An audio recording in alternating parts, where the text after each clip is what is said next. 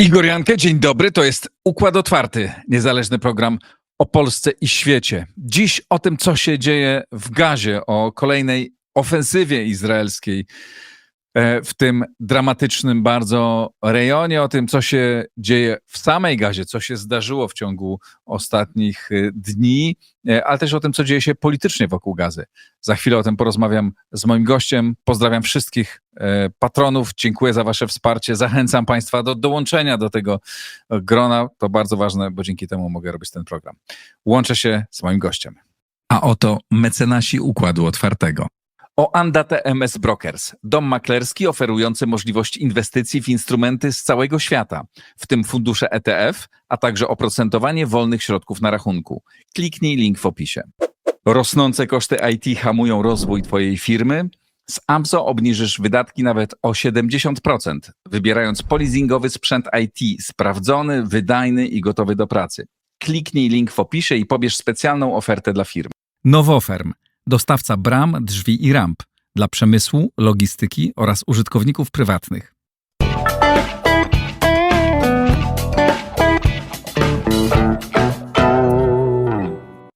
Paweł Rakowski, znawca rejonu, znany dobrze państwu, autor książek wielu.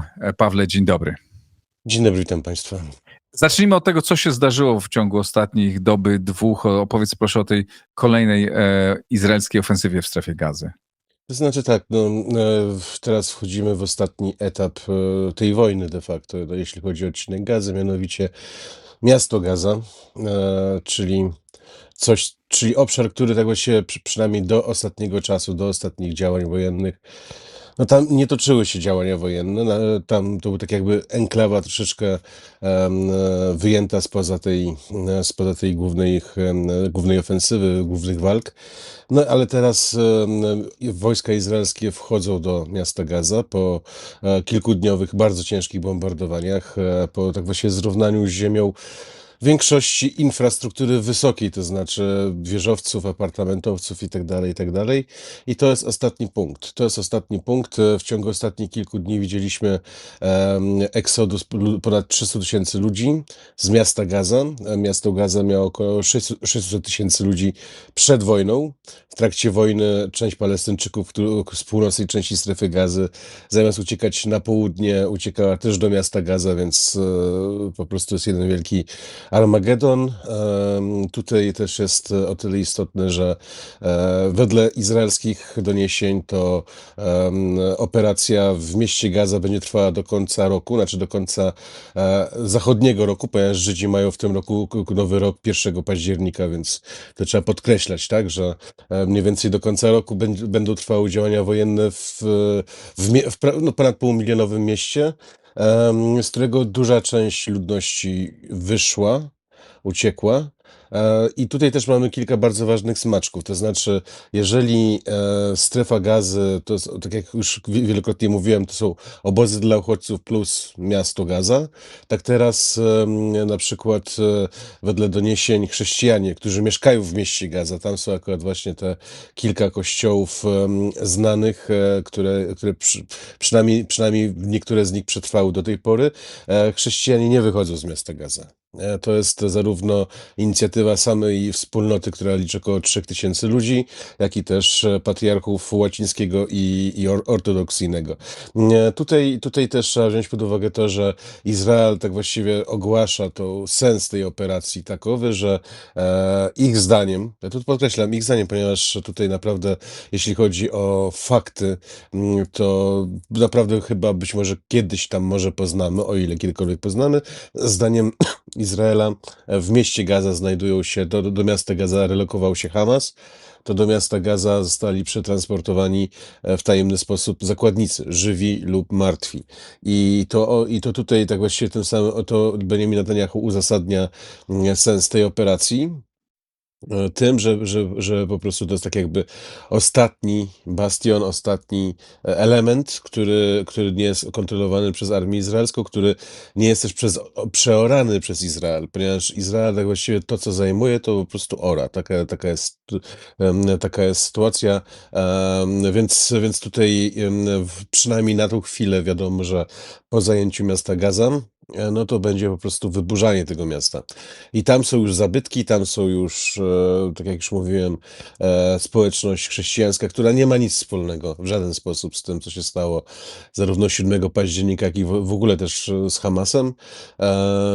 I no i też, też tutaj wedle różnych opinii no nie wszyscy wyszli z miasta Gaza, więc tutaj też będą tak jakby kolejne ofiary ludzkie, które no po prostu będą, bo będą być musiały.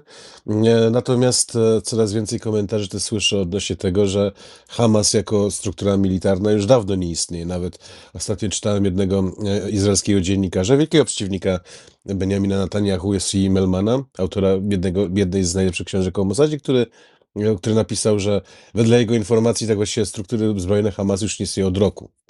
Więc to też trzeba podkreślić to, że tak jakby ten czas, tak, że akurat ta wojna trwa 2 lata, w sposób nie dlatego, że jest taka potrzeba militarna, tylko jest taka potrzeba polityczna zarówno w Izraelu, regionalna, jak i też globalna. Tak, tutaj od razu te aspekty trzeba podkreślać. Więc tak, Dlaczego no, jest potrzeba globalna? Co no, masz na myśli?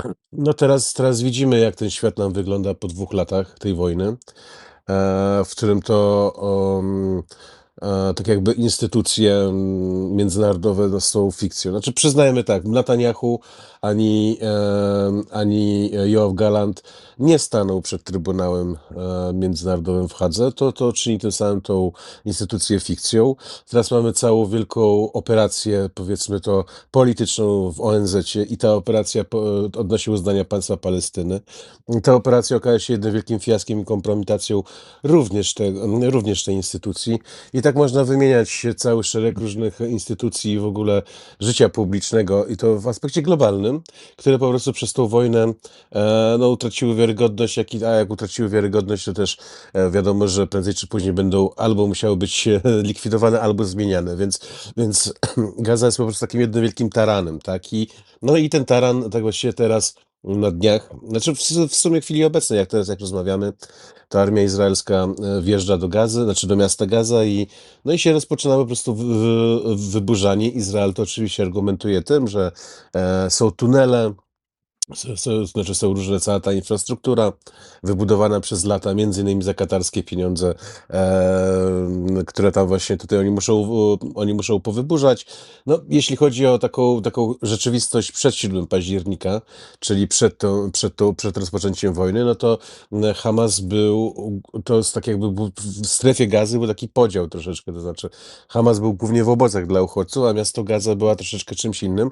No i Netanyahu przez te 2 lata miał też pewne plany polityczne odnośnie, ponieważ cały czas oczywiście nie wiemy, jaki będzie etap powojenny. Teraz oczywiście coraz częściej się mówi o tym, że powojenna Gaza będzie miała jakiś samorząd bezflagowy, ponieważ ta wojna też doprowadzi najprawdopodobniej do likwidacji autonomii palestyńskiej, więc tych elementów jest tak dużo, Ale że te 2 lata musiało trwać.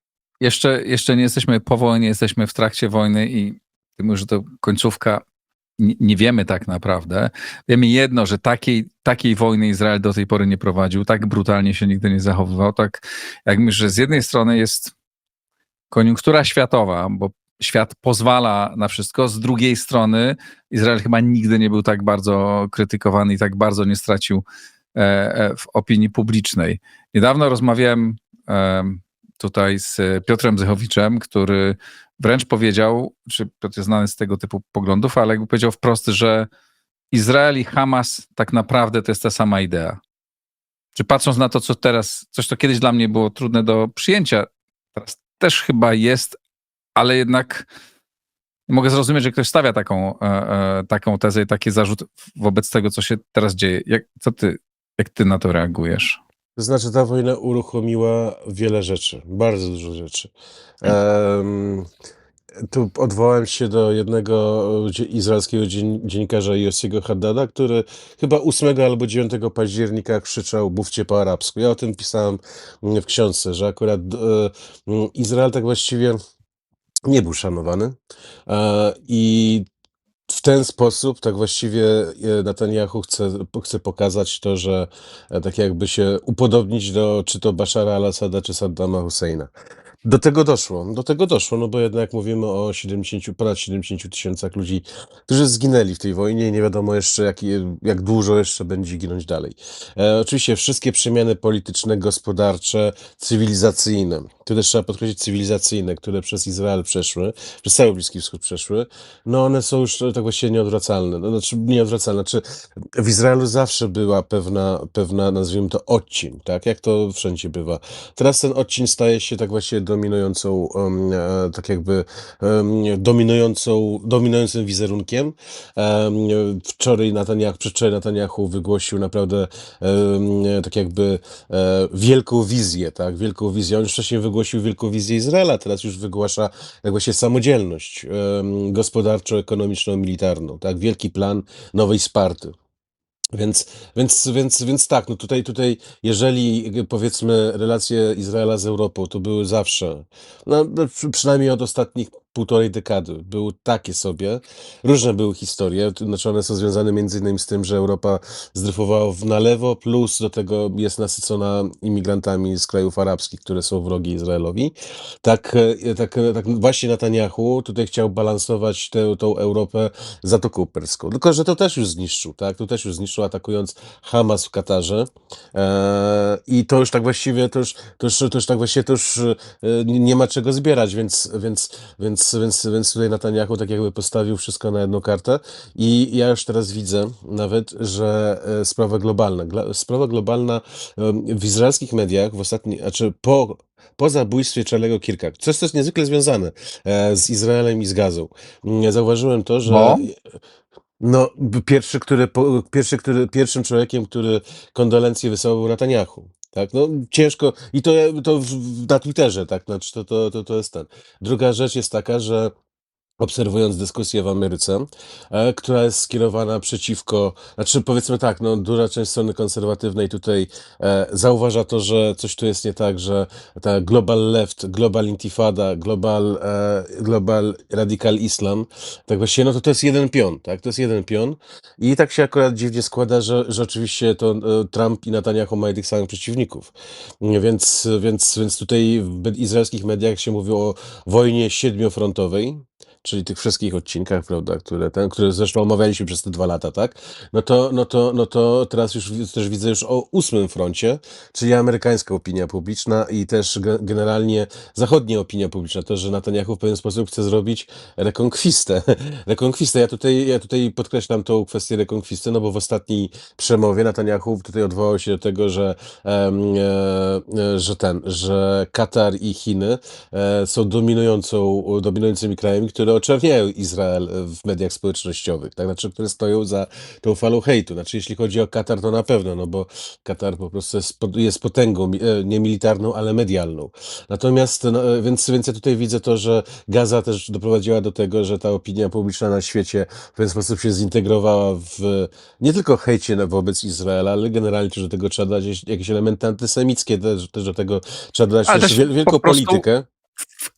ja tego, no, pewnie jest i hejt, i antysemityzm ożywa w takich sytuacjach, no ale jest też normalny ludzkie reakcje, krytycyzm wobec tego, co się dzieje. Widzę wielu ludzi, jak bardzo wielu ludzi zmieniło swoje podejście do Izraela. No, zwłaszcza w ciągu ostatniego roku. No, na początku była duża solidarność po 7 października, prawda? Widząc to, co dzieje się w Gazie, no, budzi to ogromne emocje i takie zupełnie zrozumiałe wśród ludzi, którzy są życzliwi, czy byli życzliwi Izraelowi, tak? Może nawet dalej są, no ale trudno jest im się zmierzyć z tymi obrazami i z tymi faktami. Znaczy, ja wychodzę z pewnej obserwacji takiej, że e, My tak właściwie, jeśli chodzi o obraz Gazy, to rzeczywiście on w pewien sposób jest taki, jaki jest. To znaczy, nie da się zaprzeczyć temu, co tam się dzieje, jeśli chodzi o skalę tak jakby humanitarną. I po prostu Izrael uruchamiał kilka kampanii medialnych, które po prostu okazywały się być no, kiepskie, znaczy po prostu nieudolne, tak? Natomiast wydaje mi się, że Netanyahu poszedł dalej, ponieważ Netanyahu tutaj łamie wszystko. Znaczy, przez całą tą wojnę, przez całe 2 lata Netanyahu złamał wszystko, więc po prostu Netanyahu wyszedł z założenia, że dobra, okej, dobra, nie lubicie nas, to się w takim razie nas bójcie. Patrzcie na to, co my tam robimy. Mhm. I to jest naprawdę bardzo poważne. Co więcej, ja już ostatnio, co prawda ja się nie znam na sprawach technicznych w ogóle, natomiast ta wojna okazała się, że po prostu wykorzystywanie tak zwanej sztucznej inteligencji i tak dalej do celów militarnych jest potężne, tak? No, mamy teraz pierwszą rocznicę pagerów w Hezbollah, tak? No to jest przecież wybitna operacja służb specjalnych. I jak do tego dodamy jeszcze wykorzystywanie sztucznej inteligencji, tych wszystkich różnych rzeczy, o których być może jeszcze nie wiemy jako cywile, tak? No to po prostu jest tak jakby, to jest potężna ekspozycja, to jest potężne tak jakby demonstracja sił, to jest oczywiście wykorzystywana w polityce, geopolityce i tak dalej.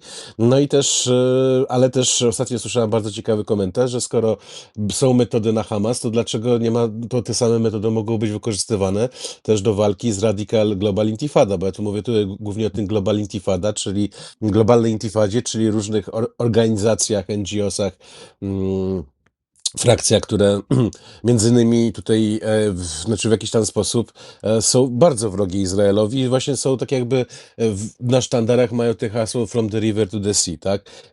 Więc coś to akurat się idealnie łączy do tego, że do tego zabójstwa Charlie'ego Kirka w Utah, gdzie po prostu no, tak jakby wszystko nam się spina w jedną układankę, więc to jest tak jakby obraz też troszeczkę świata, to znaczy to, że ta Gaza po prostu no, bije taranem, który zniszczyła moim zdaniem stary świat pod wieloma aspektami i Netanyahu tak właściwie no, tutaj żyjemy naprawdę w innej rzeczywistości, całkowicie innej rzeczywistości. To jest nawet i pozycja Europy, która jest ostatnio dość mocno, niż nawet przez samych Europejczyków dostrzegana, że jest słaba, no to przez soczewkę bliskowschodnią widać, że po prostu Europy już dawno nie ma, tak? I nawet ta intryga, która była francusko-saudyjska względem uznania państwa palestyńskiego, coś co miało wyniknąć z tej wojny, tak miało wyniknąć z tej wojny to, że Palestyna powstanie, no to przez ostatnim ataku izraelskim w Katar, no to już teraz Arabowie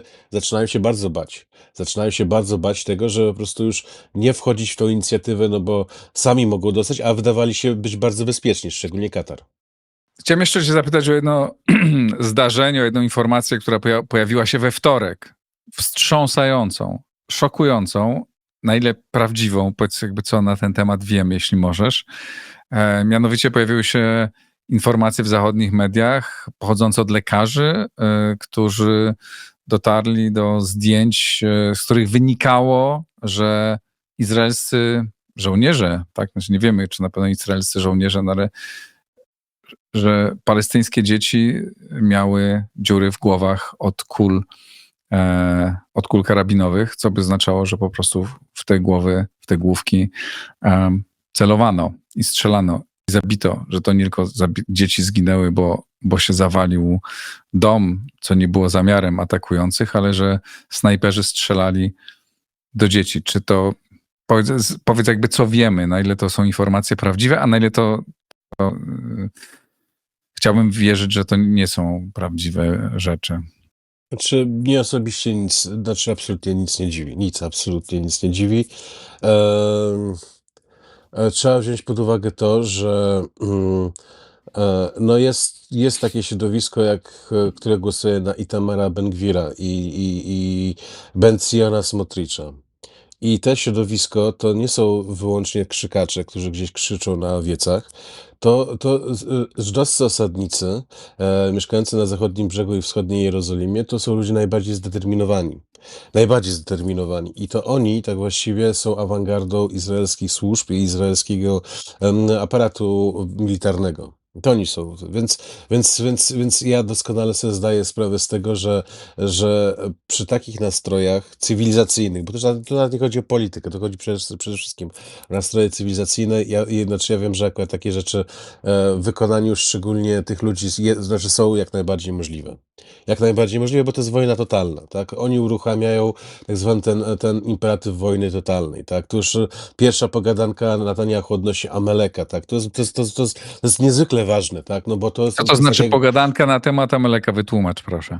chodzi o to, że jak chyba to był 10 czy 11 października, jak Netanyahu ogłosił, prawda, tak właściwie no, wyszedł i przedstawił całą tą koncepcję w ogóle, o co chodzi w tej wojnie, tak? Czy ja mówię 2 lata temu, no to on się właśnie odwołał do tego, że znaczy się odwołał do Biblii, no bo się do czego miał odwołać? Tutaj to jest zawsze trzeba pamiętać o tym, że to jest ten świat. I odwołał się do tego, że Amalek musi być zniszczony. Chodzi o to, że zdaniem szczególnie Kabały i całej mistyki żydowskiej, Amalek to jest wróg, który się odradza, reinkarnuje co jakiś czas i jest obowiązek zniszczenia tego Ameleka. Tak, Amelekiem, to wywodzi się z Biblii, kiedy to król Saul właśnie nie wybił plemienia Ameleka, przez to stracił władzę na rzecz króla Dawida, znaczy Dawida, późniejszego króla. I to jest po prostu tak, że w mistyce żydowskiej jest tak, że na przykład Hitler był Amelekiem, tak? Inkwizycja Chmielnicki był Amelekiem, tak? No przecież dla Żydów Bogdan Chmielnicki to jest też element tak jakby ten. Więc chodzi o to, że Netanyahu odwołał się do tego archetypu.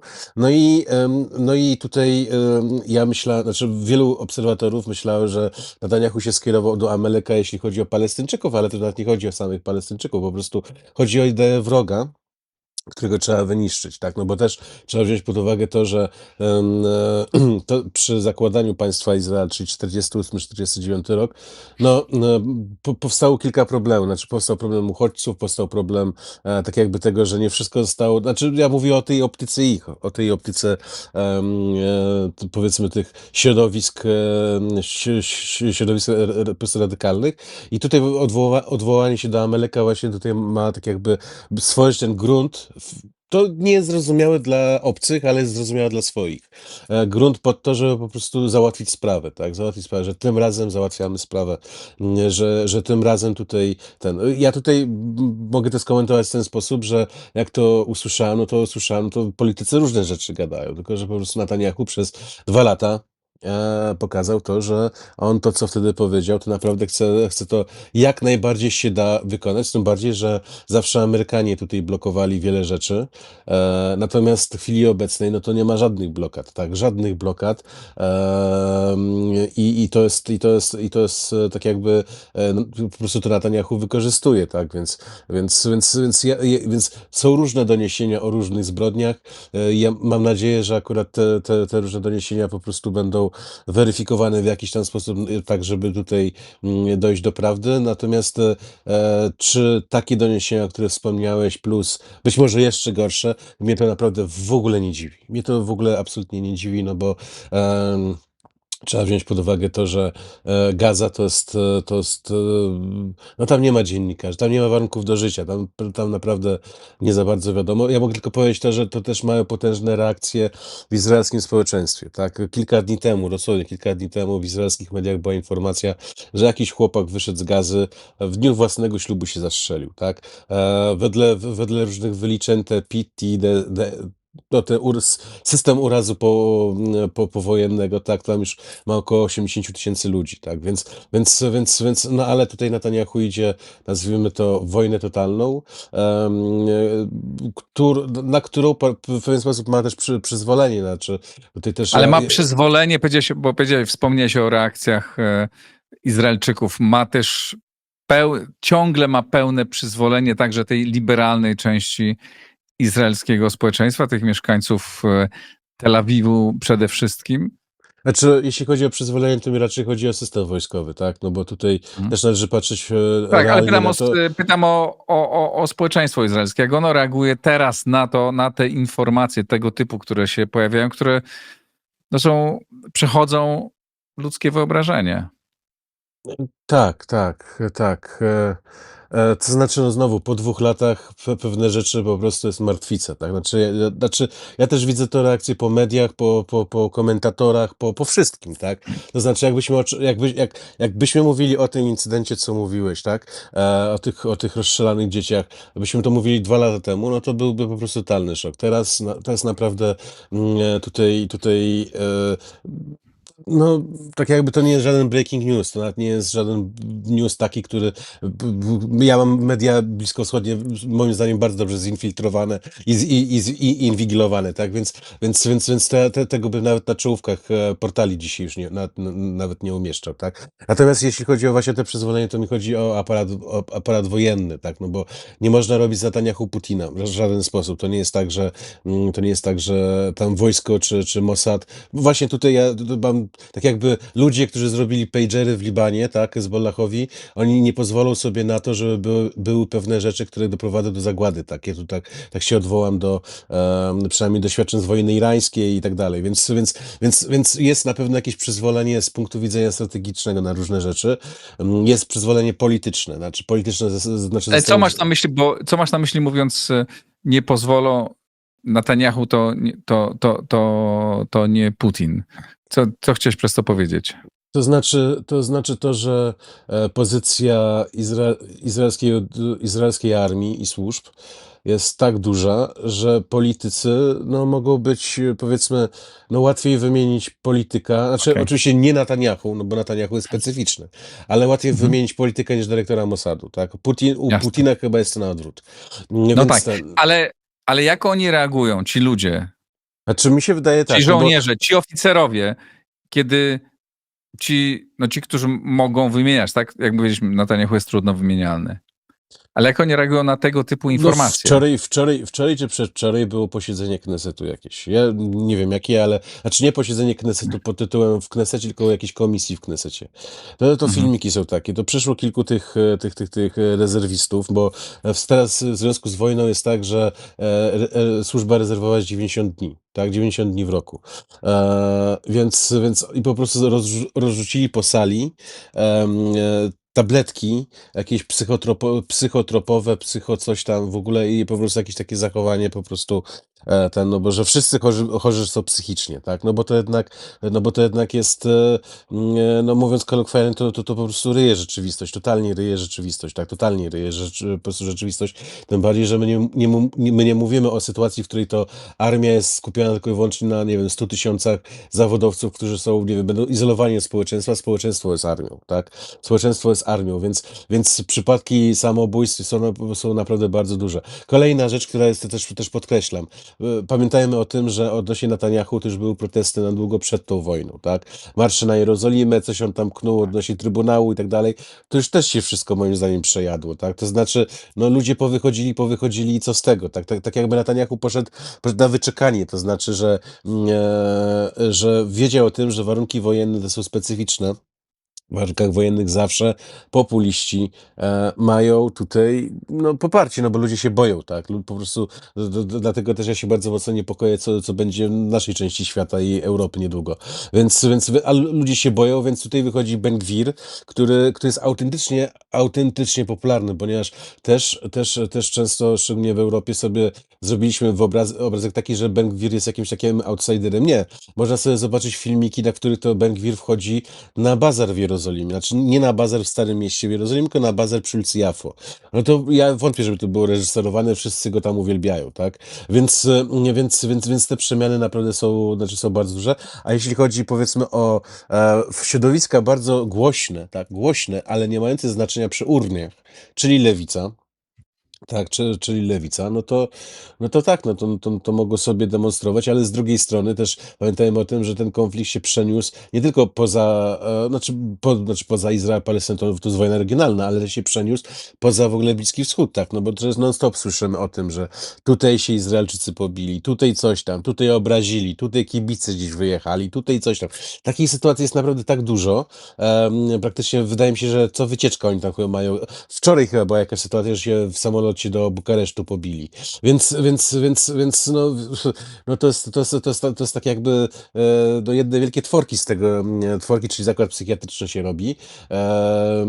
No bo to też tego się w pewien sposób to wraca, no bo w żaden sposób można powiedzieć, że ludzie, którzy nie biorą w tym udziału, znaczy nie biorą udziału w tej wojnie, no to tak jakby też nie mają dokąd uciec, no bo wszędzie ich ta wojna dopadnie, czy to w świecie zachodnim, czy to nawet i w Azji Południowo-Wschodniej, tak?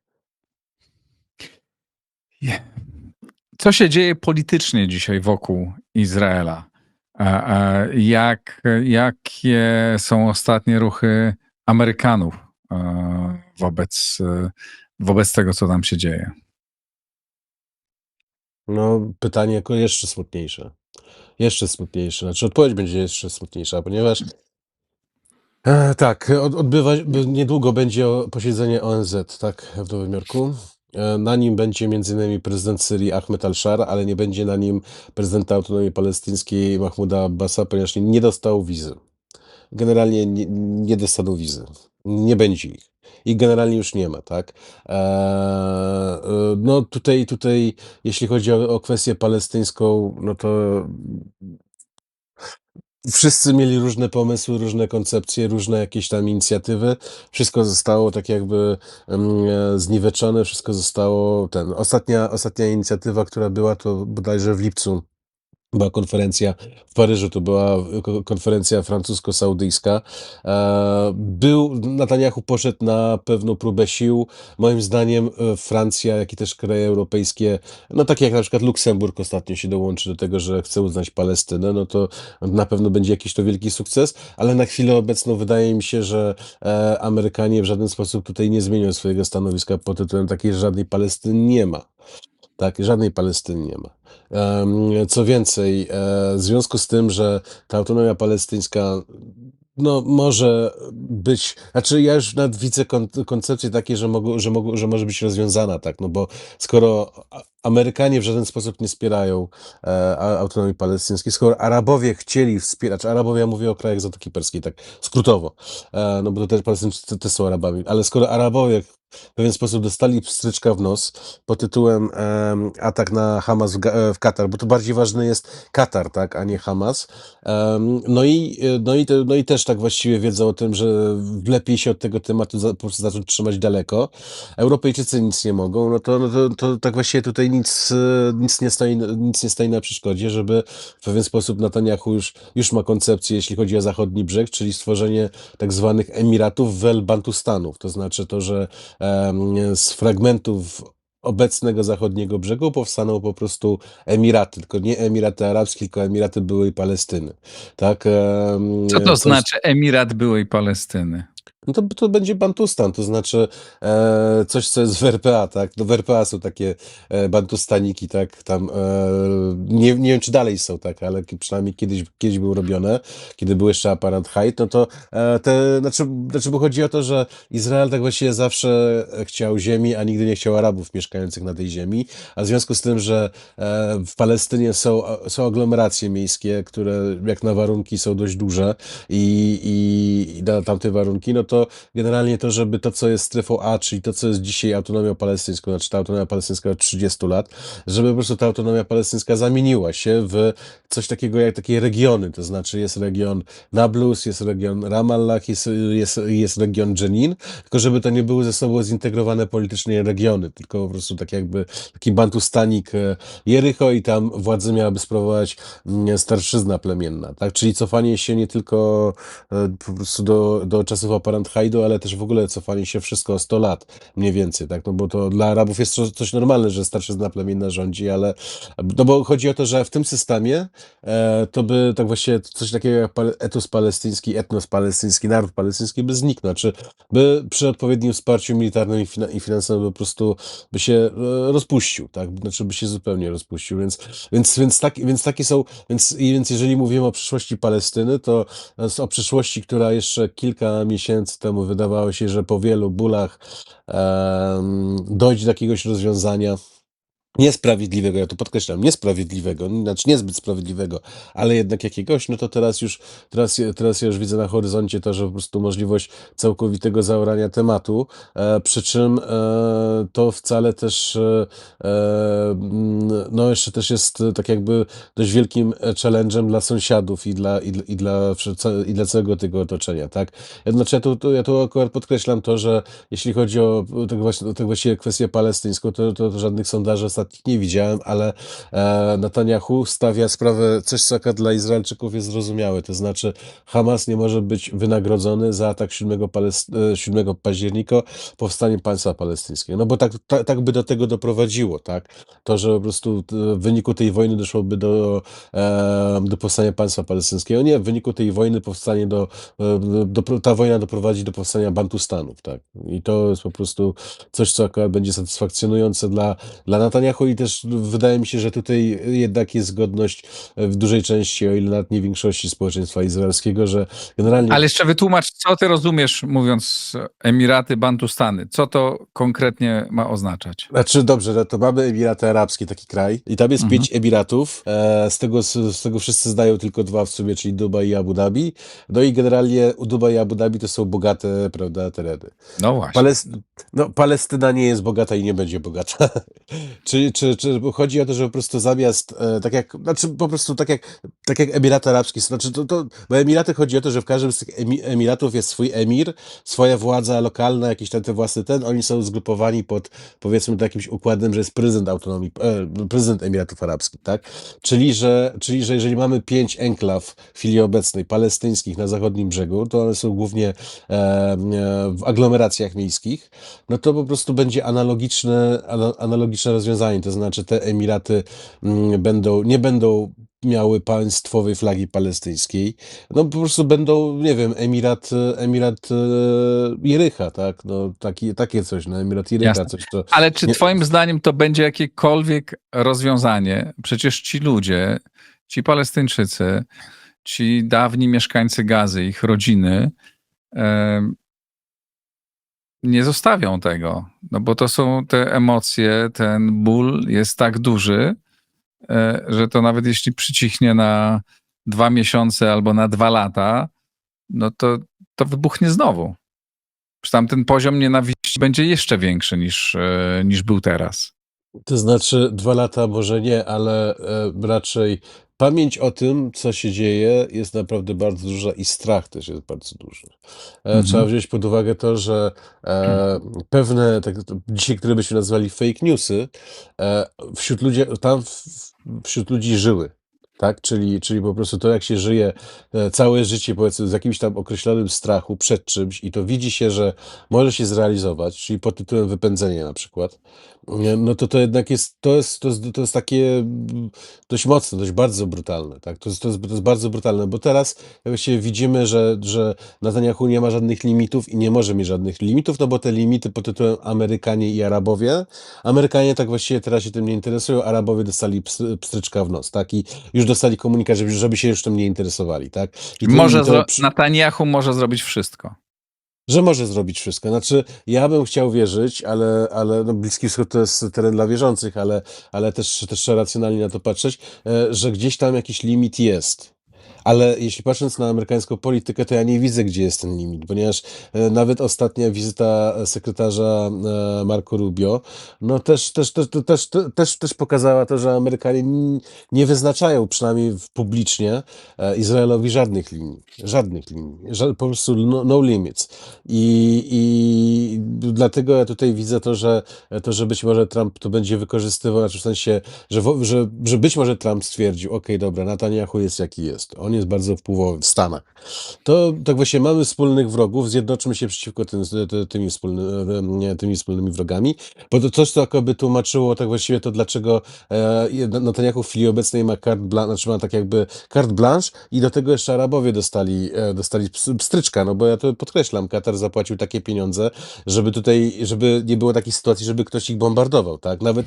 A nawet jeśli chodzi o Hamas, no to też trzeba tutaj powiedzieć o tym, że Hamas jest na zaproszenie Amerykanów Amerykanów w Katarze. To nie jest tak, że Katar sobie coś tam wymyślił, więc tutaj tak właśnie Amerykanie się podkopują całkowicie w tym temacie, no dają tak jakby bardzo wyraźny sygnał, że tak jakby nie kontrolują Netanyahu, tak, no bo często w trakcie tej wojny wiele różnych było komentarzy odnośnie tego Netanyahu nieszczęsnego, natomiast no w chwili obecnej to naprawdę nie widać żadnych limitów względem jego polityki, to jest naprawdę przerażające.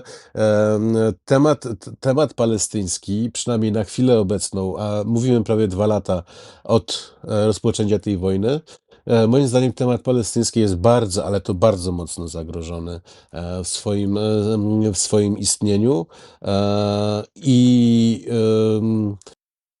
nawet jeżeli doszłoby do najgorszego, to trzeba się z tym liczyć, tak? To po prostu trzeba się liczyć z tym, że być może po prostu w jakiś tam sposób żywioł palestyński może być bardzo, znaczy zredukowany albo skasowany z terenów Palestyny i tu przez tą redukcję mam na myśli głównie wypędzenia i relokacje, które po prostu mogą w jeszcze dłuższym terminie, ponieważ znowu, tak jak powiedziałem na samym początku rozmowy, ta wojna może się zakończyć po nowym roku, czyli tak jakby Izrael wyburzy Gazę i stwierdzi, koniec wojny.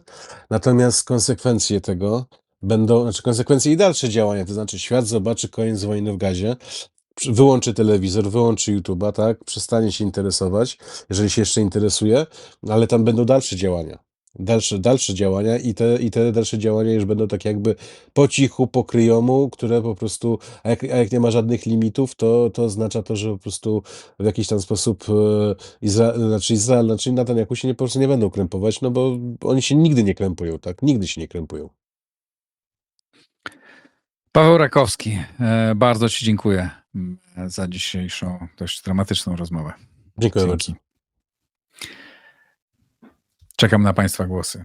Napiszcie, co o tym sądzicie. Dziękuję, że jesteście z Układem Otwartym. Wspierajcie na Patronite, subskrybujcie, oglądajcie. Do następnego razu.